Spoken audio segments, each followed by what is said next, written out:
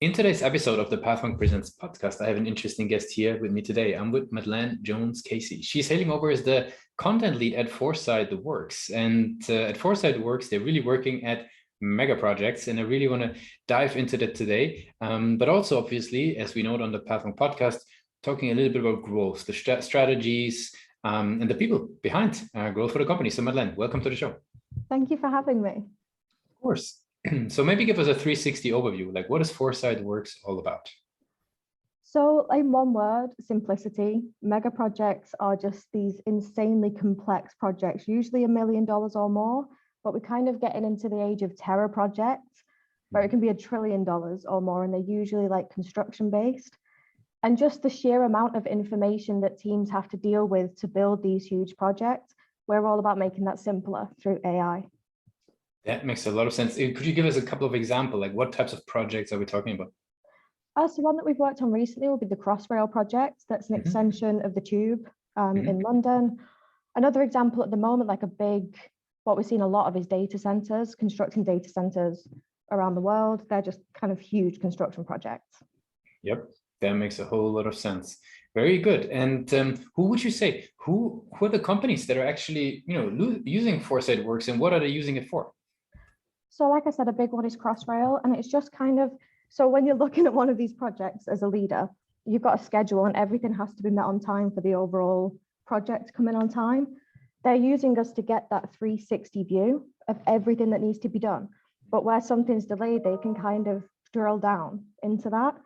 And we're able to provide both that zoomed out and zoomed in aspects that brings these projects in far more on time. Interesting. And who would you say within those organizations is typically sort of the champion for Foresight Works? Is that like a head of operation? Is that like a big project manager team? Like who's actually bringing on the platform? I would say that it's usually the project director. So they've got some leverage over individual project managers, and usually we'll report directly to the CEO.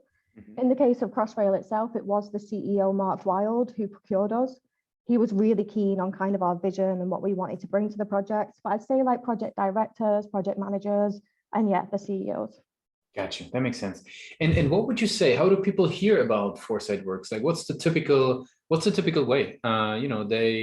They find you guys, or in other words, what are your client acquisition channels that the team is leveraging?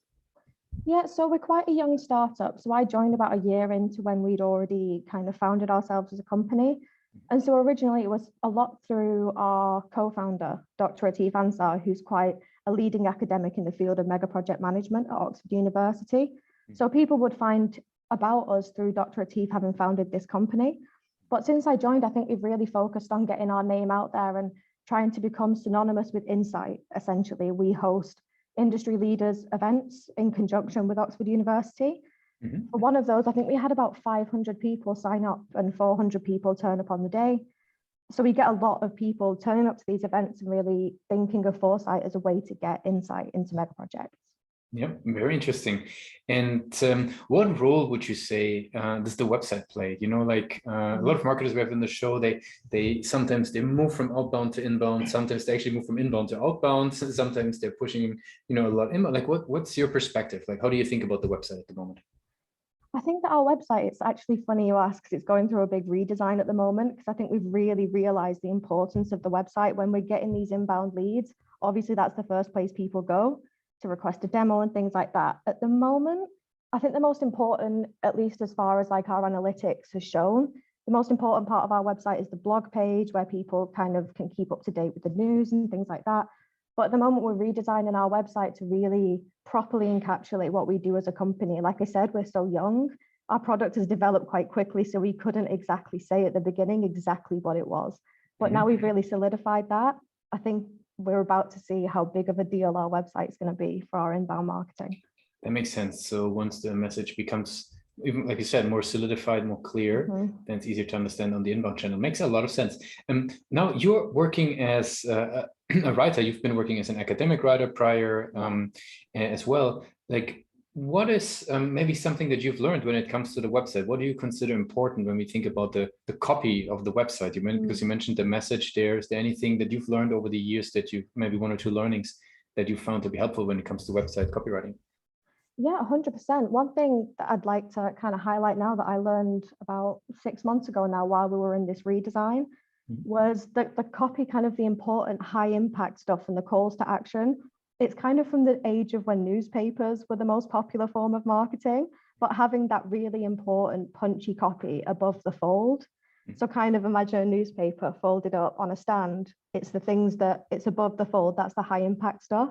So I think that's really informed our redesign of the website. We want the calls to action, we want the short, punchy, this is what we do above the fold at the top of the website. Super, super interesting. Very cool. Okay, yeah, no, we're looking forward to the new website going live in the near future. What I would like to do is like switch gears a little bit and talk a little bit about your journey as a content writer, as a marketer. Where do you personally like to educate yourself? Like, you know, what is because there's so much research on content for content writers out there. Like, you know, where do you like to read? How do you filter from all the noise? I think what I found really helpful is HubSpot has a few courses. When I joined the company, I was just a business, like I just wrote the business proposals and things like that. But when I saw the need to really up our marketing efforts, that's when I got into the copy for content marketing. And I did a few HubSpot courses that I found extremely helpful, just kind of giving you the basics of what's necessary, how I would have to tailor the skills that I'd gathered as a writer, solely a writer, to a broader audience. And I just think, like, I'm a big Twitter user. It's strange, but I like seeing how brands, especially on Twitter, have really kind of changed the way they market in recent years with different trends emerging. And I think just kind of keeping up to date with that in my kind of personal time really informs how I write as a content marketer and writer.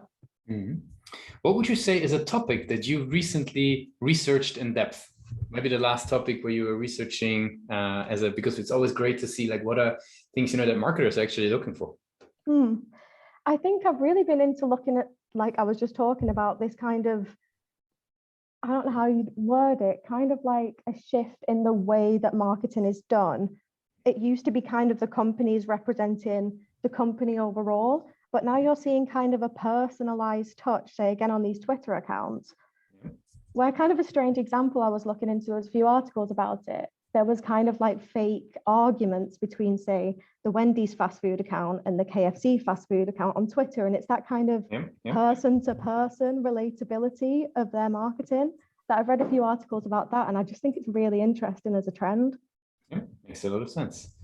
Since we're slowly coming to the end of the interview already, I would love to jump into our rapid fire questions. Are you ready for those? Yeah. Very good. What is the last, that was very clear and straightforward. What is the last book that you read? It was a book about Anne Boleyn, Henry VIII's second wife, called The Lady in the Tower. What's one single thing your company is focused on the most at the moment? Really getting product market fit, I think, is the biggest focus. If there would be no boundaries in technology, everything is possible. What's the one thing that you would fix for your role today? No boundaries in technology. I think it would be really cool if we could bring it directly to the customer in some kind of VR system. Like if they could see Casey on a project site themselves on the day of, I think people would buy it immediately. I think that would be super cool. What's the last thing that kept you awake at night about the company? About the company, I think that as quite a creative person, it sounds silly almost, but I think just staying awake thinking, oh, I can do this, our next event can be this, we should interview this person for the blog, those kind of things, and just a way that we can expand our inbound marketing by executing those things. And for the very last question, I would like to do a little bit of a time travel, if you allow. Let's go back to the days of University of Cambridge, right? So you're heading out of formal education into the world of writing, academic writing. You've had some very interesting roles, research as well. What's the one advice you would give yourself for your journey? I would say kind of to trust myself more and take almost more risks. I think especially like coming into marketing, I think that it's something that people do themselves almost, and that I was already doing through like building a personal brand on Instagram or LinkedIn. I think trusting myself to have the ability that I'm a creative person and we're all doing it anyway, and to apply that to a business and see its growth is really rewarding. Okay, cool. Madeleine, I really appreciate you took the time with us today to be a guest on Pathmark Presents. I want to give you the last word. If people would be forgetting all that we discussed about Foresight words, what's the one thing that they should remember? I think it's that everyone in society, like at a societal level and individually, benefits from Megaprojects, and they benefit from them being on time and on budget at the end of the day. And so Foresight Works is the company that's delivering that for everyone. Thanks a lot for being a guest on Pathmark Presents. Thank you very much.